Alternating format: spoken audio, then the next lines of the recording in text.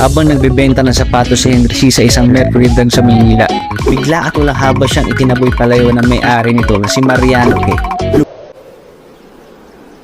Ko magkaroon ng effigy na sinusunog. Totoo yan.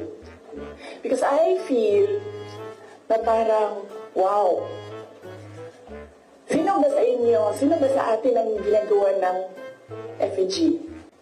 Diba? So naisip ko, oh, when I become president,